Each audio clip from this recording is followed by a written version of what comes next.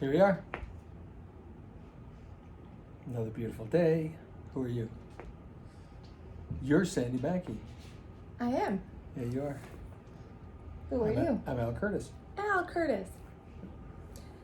Al Curtis, you have come a long way since we threw a launch party for a pool at the original pool that had 2 levels that you built in Brighton a number of years ago. Mm-hmm.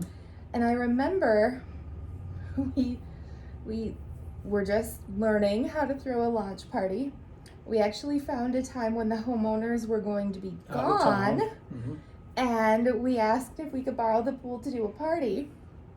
Since then, we've learned thou Have the shalt homeowner invite there. the homeowners. Correct. Because it's a better scenario all around. Although, like, we were new to the concept and we were trying things. Anyway, I do recall we did some interviews before, during, after, and you were quite uncomfortable. I was very with uncomfortable with all of it. the whole party idea. Yeah, there was a sense of vulnerability there that I can still feel right now. That first time showcasing and sharing with the people that we love and the people that we just met and potential clients and all of that there was an anxiousness around it for me. And granted, the project was sensational, sensational. Yeah. And there was nothing to be embarrassed about. There was nothing to be frightened about. There was nothing to be anything other than proud of. Vulnerable about? But the vulnerability part is that I was sharing with the world now what I do, not just sharing with the people that I was doing it for. And I remember being pretty unnerved by that and not real comfortable. And I know setting that party up, hindsight, it would be great to have the homeowner there because then they could talk about the project and all of that. But we had to do it that way because it made sense for what we knew. And it was certainly a success. Yeah. And it led to a whole nother discovery about how to promote this thing that we love to do. But boy, oh boy, oh boy, that was a vulnerable time for me. I felt, and I don't know why. Again, that project was sensational. I mean, it was miles above, skyrockets above anything that I've ever done before, and which kind of is there's something to be said about that project as well.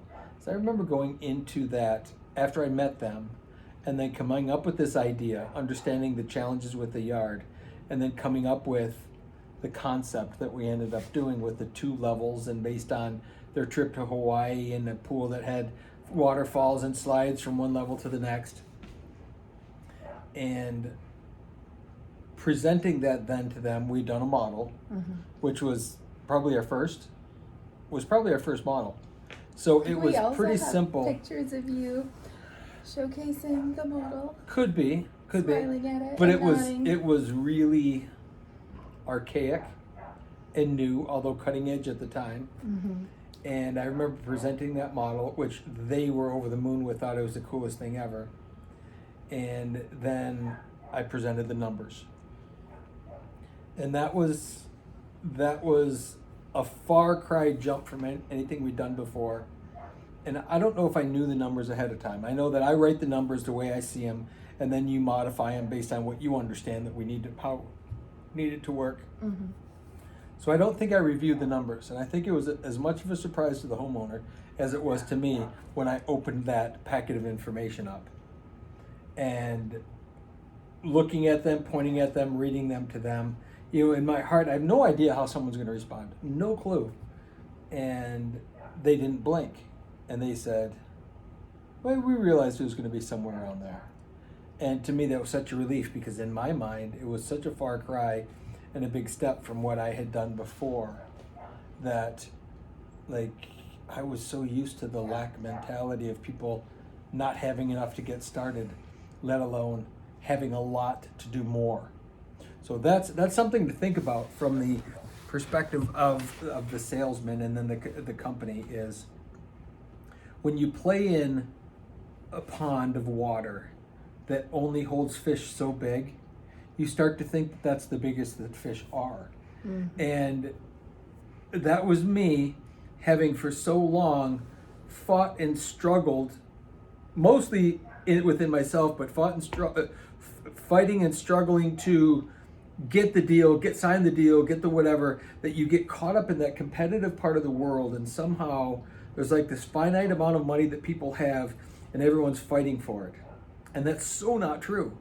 But that's kind of where I was, is that I was so conditioned and consumed with that idea of getting the next deal and having it priced right so that we're more competitive and whatever. And this was a good example of stepping out of that and realizing that now we're no longer in a competitive world. They can't competitively bid this stuff out. They can't go anywhere else. Mm-hmm. They could try, and someone could come up with something similar maybe, but not likely, knowing what I knew about the industry then. Now, for sure, what we're doing would be impossible to shop. But I remember those were anxious moments for me right from the beginning of that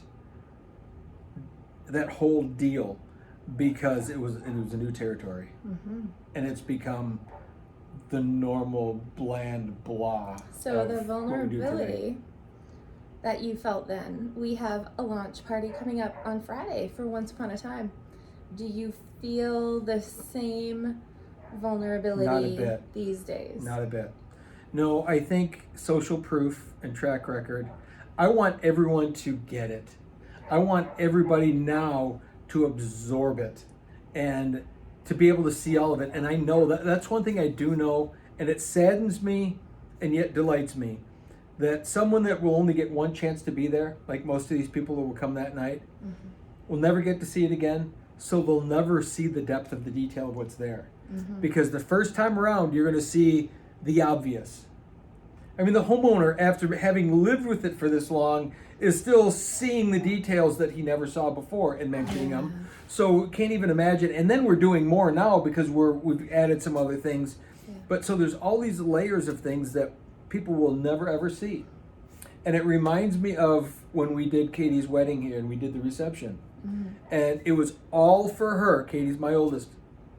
And it was all, really in my mind, it was just all for her day. It was for all of us to have fun, but it was like her day. And she saw this much of what we had done. Yeah. In the moment of it, there's so much going on. There was so many details, and we did a crazy, crazy cool reception party that it wasn't until later that she saw pictures and she said, where was this? Where was that? Where was, like, these big monumental things that she didn't even see. Yeah. Because it was all just environment. And that's okay, because your brain is filling in the spaces and it's creating a feeling around the environment. That's the most important. Mm-hmm. But then there's a point where you want people to catch the details of it. Right. And you want people to see, look at these hand carved, woven, made, painted, designed things that are just part of the environment, but they're beckoning you in, like all the shadow boxes. I mean, what person, I would hope that they all do, but they won't, go from one and spend 5 minutes, and then the next, you'll go, oh, hey, there's one, but they'll really have no concept of the amount of level of detail that went into making each one of those spectacular. Yeah. And then there's a 1,000 little things like that around. Let's give people a roadmap. So from arriving at Once Upon a Time, we're going to park the car. We are going to walk down the pathway toward the backyard. We're going to go through the secret garden gate. We're going to walk... Likely partially finished secret gate. Partially finished. But yes. And then we'll be walking into the backyard where there is now a tree of life greeting you on the patio, because oopses sometimes become some magical of the greatest art, little details. Mm-hmm. And that oops is courtesy of some plumbing and concrete that we're figuring out how to live together. And I've only seen pictures at this point, but that is magical. And then you kind of come around and see this whole scape unfold in front of your eyes. And it is hard to know what to look at first. I think I often look at the cottage first. You can't at the help same it. time as the kitchen. But then my brain, because I have different interests and responsibilities at the project, then my brain jumps to noticing all the details that Right. need to be finished, and is the pool clean, and does it look like it's running properly, and is everything functioning like it should, is anything out of place? So that's what my brain does. So what does your brain do? But then what should somebody coming for the first time, what should their brain do? I think the first thing first would be just sort of do an overview. Not be distracted by people as much as you want to say hello and hug and whatever. I kind of think that the first experience should be to walk in and just accept it. Kind of get the feel. Even for that matter, lean up against the deck against the house and just sort of observe it. Should we, as you're explaining this, I'm almost wondering if we should like corral people and give them like a way to absorb it so that I think they get there's the full experience. Probably, because there is so much. And the human brain, at least the majority of the human brain, is ooh this, ooh that, ooh this, ooh that, and they want to just keep going. And I would like to slow people way down. And maybe it's get them to take the journey from one end all the way around to the other fairly quickly. We could have docents at our project. Something. Yeah. Something. Let them go around, but then not assume they've seen it. I think that's the thing is let's somehow figure out how to explain to people, just because you've seen it, you absolutely have not seen it. That leads me to another unless we do like a treasure hunt. Kind of like the secret garden. My favorite garden of all times that I discovered was on Mackinac Island. And it's just a garden like any other, well done, but they placed these, like there was an umbrella and there was a tin can something, and then there was like this legend at the edge of the yard, and it said, can you find these things? So we could almost do a treasure hunt, or we could do something like that, although that's getting into a lot of work, but it is. You never know. But even if we can get people to think that, because the details there are everywhere. They're all encompassing, all inclusive, and every place you look, there's color, there's flash, there's interest, there's, and I really think that as people walk through that, they'll tend to say, because I think that our capacity to understand it, we're around it all the time. So seeing lots of color and seeing is no big deal because we do it all day, every day. Our minds are full of it. But I think people's capacity fills up really quickly. And it's like, okay, I saw it. Which we know, try this one, go to an antique shop, go to a flea market, and walk through the entire thing, and then walk it a second time and you realize all of the stuff you missed. You saw literally nothing because your brain is so distracted. And I kind of think that's what happens here, is there's so much distraction. And then if you decide to engage with it, and you want to go swimming and then swim into the grotto, there's a whole nother world that's inside there. That in and of itself is a 15-minute journey. Speaking of which, really cute yesterday, all the dogs were swimming. You know, there's the waterfall coming over the face of it, and Callie goes right around the waterfall and goes in and disappears. I'm yelling for her. I'm sure she can't hear me because it's loud and the noise. And the son was there, and he's like, I can't see her in there. Oh, here she comes. And 5, 6, 7, 8 minutes later, she swims out of it and she keeps going. It was kind of the fun. It was the coolest, sweetest thing. You didn't say she had like a dwarf with her. Nope. I'm assuming she must have gone in there, sat on the bench for a minute or something, and then, because otherwise she would have swam right in and swam back out. She didn't. She was clearly in there for a period of time. So she must have been like looking around. I mean, you just only wonder what a dog would be doing. But like that alone is the detail that most people would ever expect out of an entire project. Squished into one little space. We will need to remind everybody, whether you are an adult or not an adult, you're getting in that pool at the party, because you'll miss a really it fine if special you detail. don't get in the water. It'll be that's what's really fun, is there's that destination piece there that requires you to interact with it, not just look at it. You have to get in, you have to get wet, and you have to go in there. But if you miss that point, I think you can't explain it. You can't explain it. That's a whole magical world that happens that is hiding from the world because you think that you understand cottage, Yeah. therefore cottage, interior cottage. Yeah. No. Not that at all. Yeah. So there's that part, that interactive part, but then I do think there's just conceptually all of the pieces, how they work together and they grow upon each other. There's so much there. Yeah. And I hope that people take the time. I mean, granted, we want them to listen to music. We want them to talk and converse and whatever. But I would also hope that they would absorb a little piece of who we are. Because that's really who we are.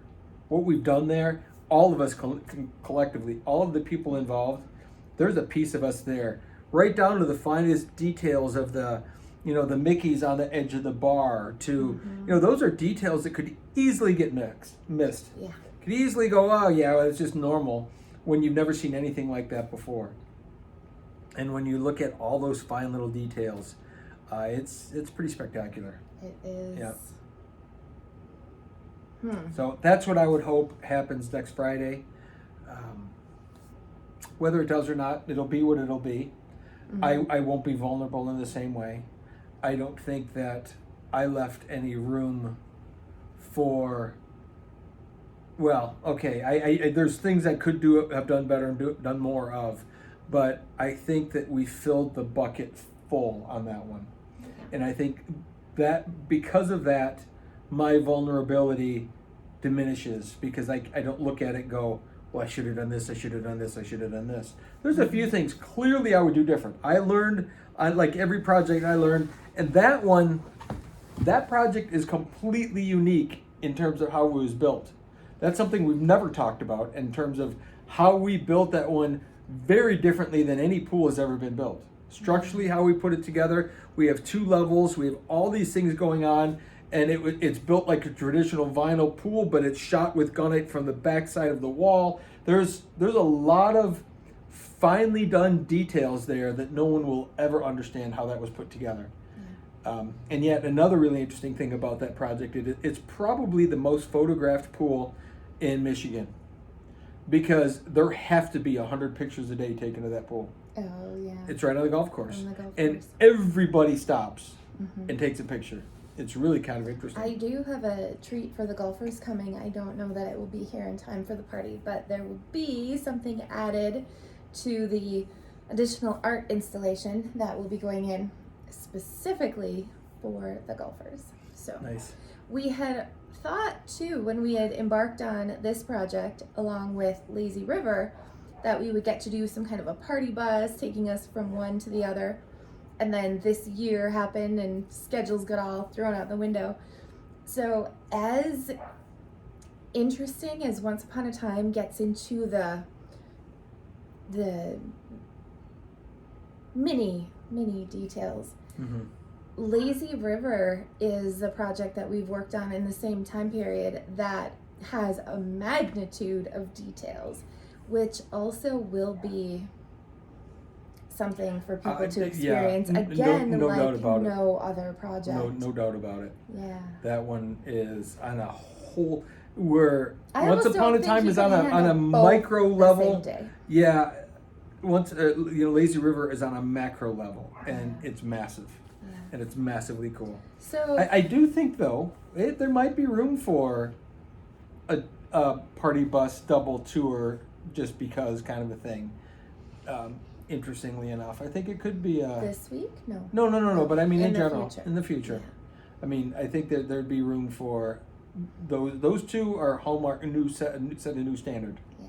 They absolutely set a new standard in terms of what a project can be Right. on a macro and a micro level. Yeah. And there's so much to be said for expansive in space and trying to fill space, but then there's also something to be said for taking a finite amount of space and jamming the coolest amount of stuff into it. Yeah. And that's where Lazy River could have just kept spreading and spreading and spreading as much as it already did. Yeah. It could continue to spread because there's space for it. Whereas, Once Upon a Time, there was this finite amount of space and you can't go out, so you go in. And all of a sudden you shrink down to each of the fine details of of some pretty crazy cool stuff that happens there. So before we got into the building of Once Upon a Time, I don't know that we knew just how cool the homeowners were going to be. And I think we had an inkling that they were cool, but we didn't know. Yeah, the reason that the project, I think, got even more spectacular is because the homeowners allowed that, played with that, enticed that, like, we're able to do it. So the question that I was formulating in my head is, how do we explain kind of the customer process? Meaning, we're talking about expansive details and little details, and how do we know who we can build these for? Mm-hmm. And I know that on the front side of Lazy River, we met Bud and Vera, and the amazingness of them that allowed us to create for them, like, that was there. Mm-hmm. And then Once Upon a Time, like, it was a little bit more subtle, but then it became, I don't know how to. So if we look at that's a great study of the two different customers. Yeah. And we build incredibly cool stuff for both of them, but let's look at kind of the subtle differences.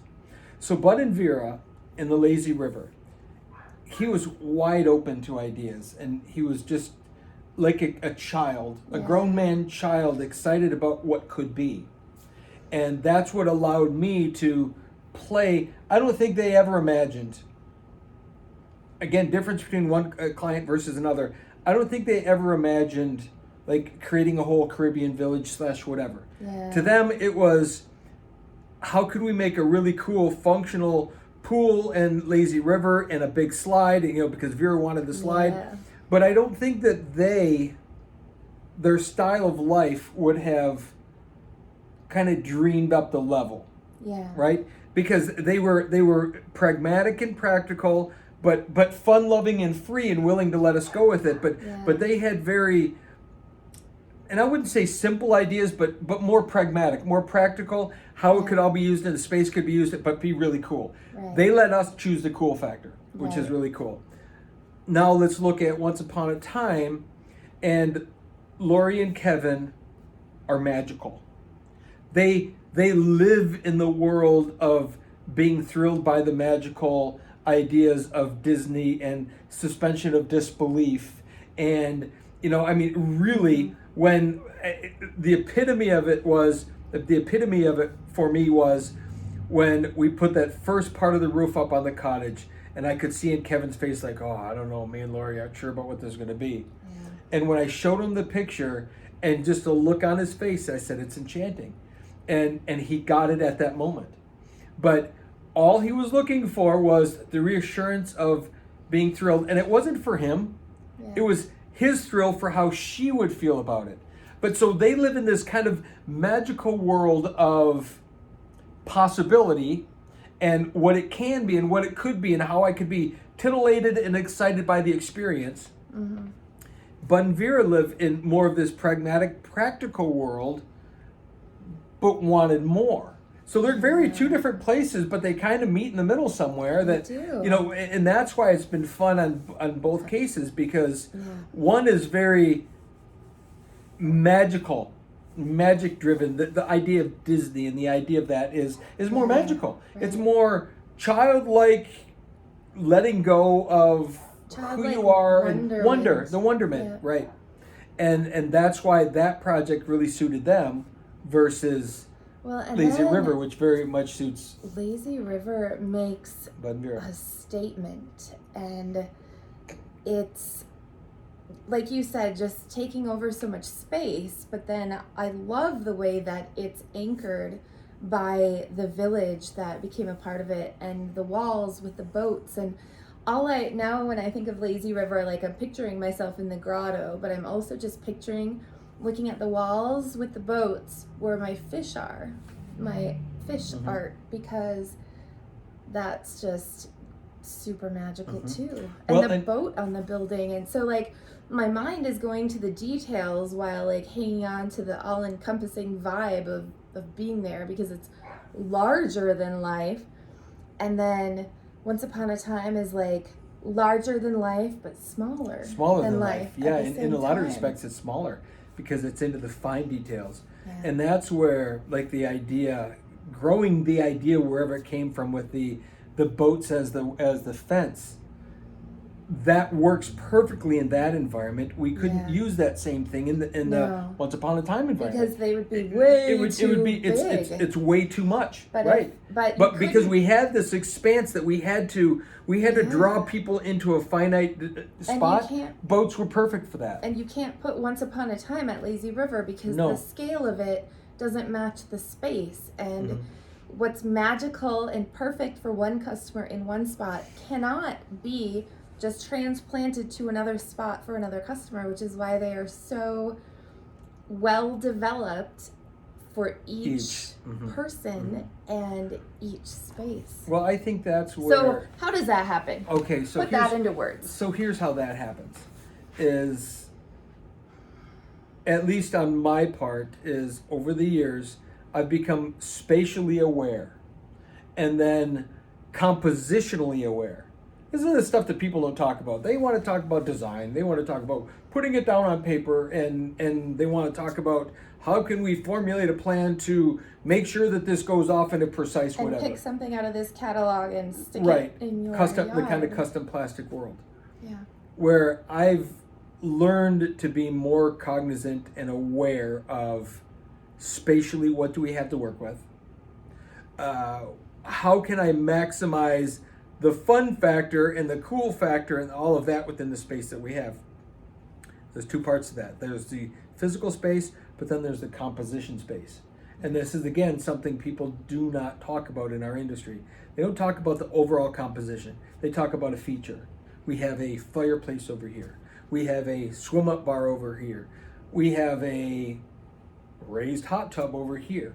They kind of have these We have compartmental 3 boxes. levels of Yeah. patio. Yeah, right. But they How do they don't work they don't together? really step back and think about when I add these layers of patio to each of those features put together, and I stand right here.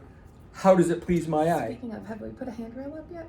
We haven't. Okay. And if I stand over there and I look this way, how does that make me feel? And then if I go down those steps and I go over there and I look this way, what does that mean? And that's the composition part, where most people don't want to think about that. They want to think about how can I do the practical part of installing the swimming pool vessel, whatever it's made of, and then do we build a feature on the side of it? Do we not? Do we retain? Do we not? But they don't really think about the overall composition. How are all of these elements working together to make me feel? And I'll give you a great example of that. So I met with a client here this past week or so that is living in a Frank Lloyd Wright designed home. And he wanted me to go to the master bedroom balcony to overlook the area. And what was really interesting, and I made note of it and I said it out loud, was most of Frank Lloyd Wright's houses have the real large awning. Instead of having a 2-foot awning over overhang over the house, this has like an 8-foot overhang over the roof line comes over the house, and it creates this cover over your balcony. But it's really low. Like I could put my hands up and it was right here. So this balcony was really low and it comes way out, and completely changes the feel. It like cozied up this space. So you're standing on this balcony and you're almost being wrapped with the house. As opposed to if there was nothing there, or the balcony, or it was a normal 8-foot ceiling, or you couldn't touch it, it would have had a completely different feel. But this was low enough that I wasn't going to hit my head. I was in no danger of hitting my head, but you could feel there was something above you, and it created a really interesting and unique feeling. Yeah. Not just visually, because you could look up and see it, great, but it made you feel much different than an open space above you. As you're explaining that, one of the features I really like at Once Upon a Time is how tall their back deck is with that roof line, which opens it up and allows the magic to unfold. That's why I think that from that deck perspective, there's so much of the overlook potential, because you're right, you're not sitting way up on this deck, which the deck is way above the pool, but it's not like that. Then the house is right over the top of you. It's 30 feet up to the top of and that just gives you this grand, almost the grand backdrop. It's the grand feeling of like the theater, the symphony, the opens, theater. Like that's kind of like you're on stage, but then here's where it happens. That's very much it's a great representation, and it's a great point. So as you're talking about this too, and I'm thinking about composition, I'm thinking about like Miner's pool and the composition of that and how it's so perfect for them and with their house. And then I'm thinking of Bo's on the lake and how you took this non-functional, completely sloped yard and created tiers of interest and Zen vibes. I know that we have video and we have photos of all these projects. Like for me, I just want to revisit each of them and have a discussion about the composition and things like that. Yet that would also be perhaps overwhelming even to me. But how can we put into words some more of this? Yeah, that's the challenge, is you're in it and surrounded with it all the time. Because that's spectacular. Absolutely. They're all spectacular. It's figuring out, and that's why And then think about tunings, how we built Pleasant Valley Rustic, and it's a little rustic, but it's like on this expansive hobby farm, and just you have to try to use the space for it to make sense. And meadowy and like. Well, and that's the thing, is no two spaces is the same or even close. Speaking of, we should talk about the outdoor kitchen with them too. Yeah, even if you get into subdivisions, which are, fairly small lots, and they're usually fairly uniform, even that isn't the same. Even you could put a pirate ship in one of those. Yeah, absolutely. It's amazing what can be done when you break the mold of the expected, what you think it should be, and you kind of play in the world of possibility. There's so much potential there to do really cool stuff. It's certainly harder to do in a subdivision. Although it can be done. It can be done. Like Road to Hana, you would never imagine, when you walk in the backyard, you would never imagine you're in a subdivision. Just the contour of what's there, the shape, the weird shape of their property line, the way that the trees worked out with the hill and all of that. You walk into that space and you're transformed into another world. And yet, there's a house right here, there's a house right here, there's one across the street, and there's 40 of them down the street. Wow. Yeah. And so it's that idea, is how can you take a space and make it fully unique? Right. Sometimes you can't. At least sometimes I haven't figured out how to do it. Yeah. But we've done a pretty good job, even in subs and tight yards and stuff. Not my ideal way of working. However, we've certainly done it, and you just have to think about spatially. You have to think about it differently. You have to think about how to create privacy without the typical bush, tree that everyone else wants to do. You have to look at how you can capture, and create a room. With the right mix of things, starting with the right homeowner. Absolutely. It becomes possible. Yeah, without the right homeowner, no matter what you do, it's going to fall flat. Yeah. And I do think that's the while I love the guys and gals out there building pools that I know, I do think that the majority of their work falls flat. It's acceptable. It's fine. You know what fine is to me? Yeah. It's fine. I mean, people are happy to pay it and they're thrilled with it, which is good. Yeah. I wouldn't be thrilled with it. Right. And no, I'm not the final say on anything, but certainly in my world, that would not be acceptable enough. Yeah. And as a net result, people don't know what they don't know. But when we can find the right customer that just gets it, and I think what it takes more than anything else is to just let go. You got to be full of apprehension on the front side, and I can tell you stories of all the customers we built for and how awesome it all turned out, but you're still going to be apprehensive. Yeah. But I think there's that shift that happens when you just kind of let go. And if you can do that, magic will happen. If you can't do that, we're going to fight an uphill battle till we're done. Why live like that if we don't have to? Let's let the magic happen. Let's let it happen. And we can speak about it. We could do 100 videos talking about it and make someone watch every single one of them. But until they're in it and they feel it, they'll never know what it means to let go until they surrender and they let go. That is true. Okay, so speaking of the videos and making people watch all the videos, I was trying to figure out how to get a total of the videos that we have on YouTube because I was curious the other day. And I don't have the exact number right now. It's not critical to this conversation, but it's in the realm of 3,400. Do you remember when we started doing video? I don't know what I'm not saying. Speak your truth, woman. What are you not saying? So, yeah, somebody would have to watch 3,400 videos right now to consume all of our videos that we have on YouTube. When we started really getting serious about video, and we were 3,400. When we were getting serious, do you remember how many videos we started with? Was it like, I mean, we had like 120 or something? It was, the numbers weren't super big. They weren't. I would have to go back and look at my notebooks to see where we were. And we started Marketing Club with a group of people. And instrumentally... That one was specifically surrounding the Seth Godin program, wasn't it? And very substantially surround yourself like people that you want to grow and change with, I guess, is part of my thought process here in the videos, because we were in the group and some people are game and some people are not, and we got into friendly competition with Rendell's, the Stain Fu folks, and carpet cleaning. And we would throw challenges out there with each other. I'm going to do this many videos and I'll do this many videos. And really that, being accountable to that friendly competition is what got us talking more on video and got us doing even more of this. So I would have to give them credit I would imagine spurring us along.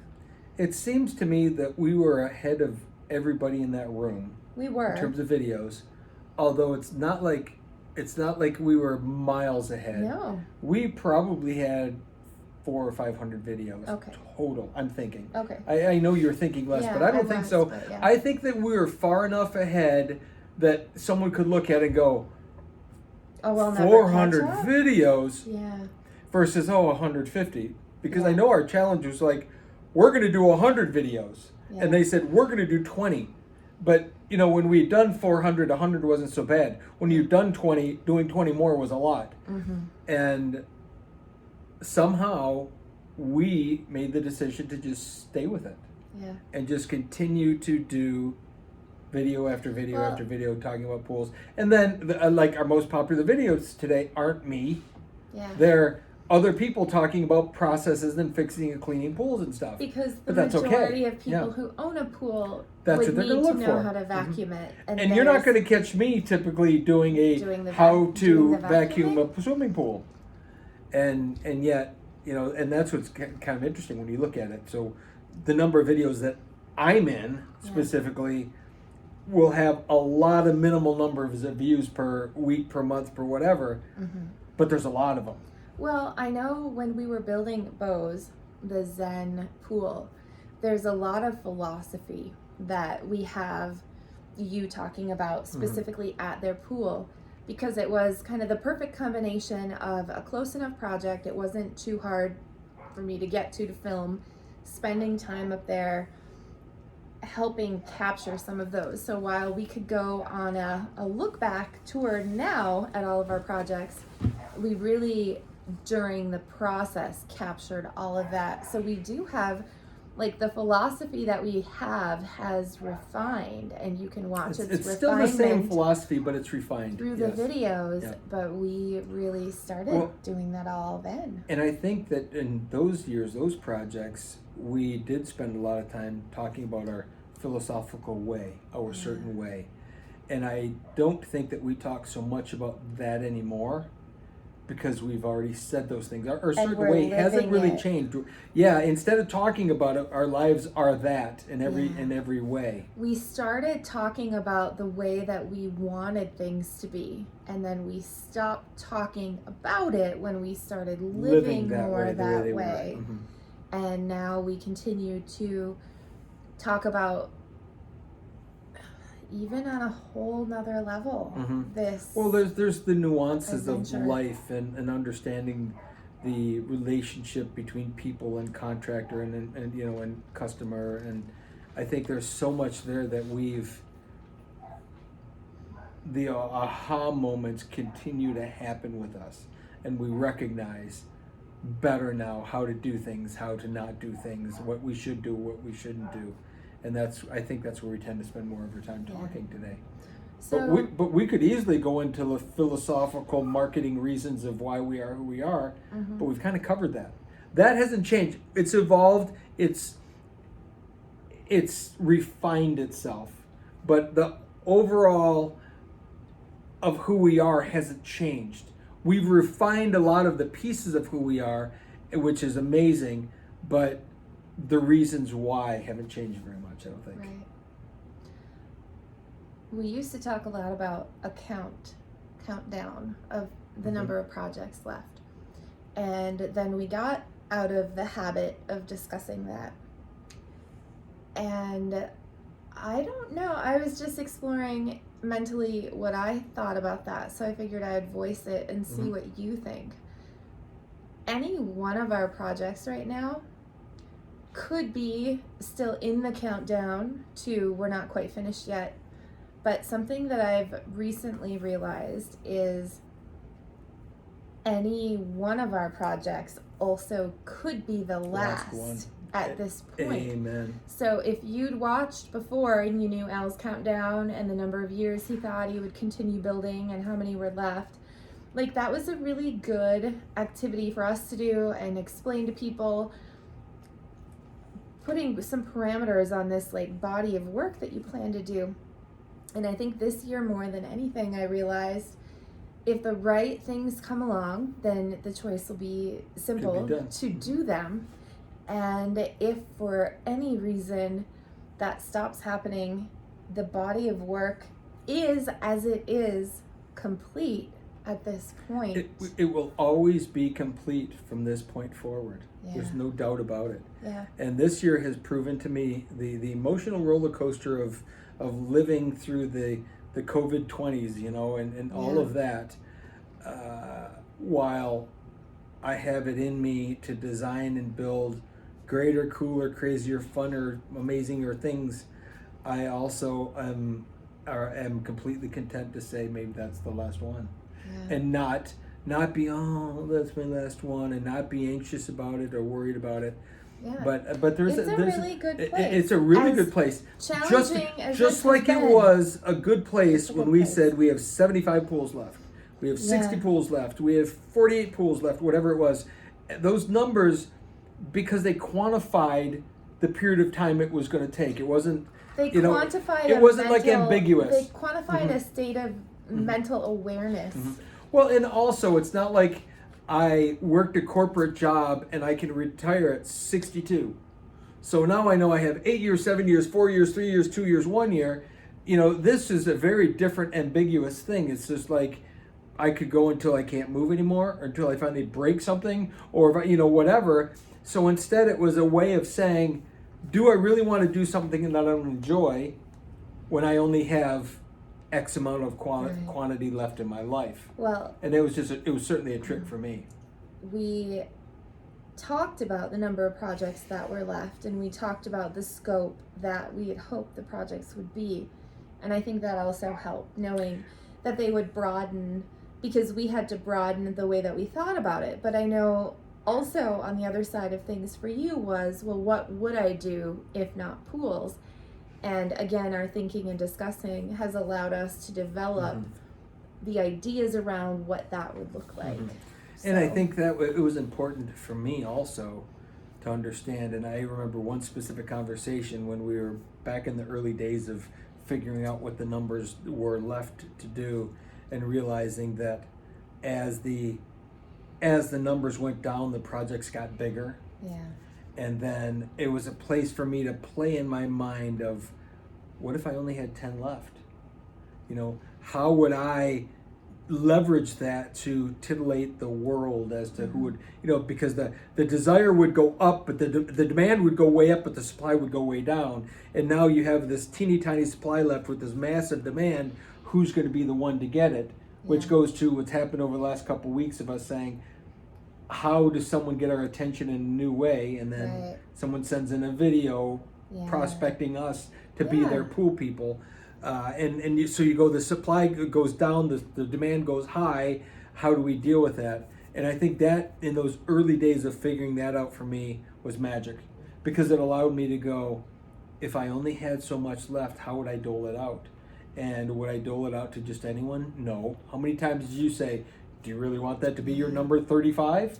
And it would be, no. I mean, I like them, but do I really want that to be one of the last ones in my career? Yeah. And so that allowed me to play in my mind a little bit about, what do I really want?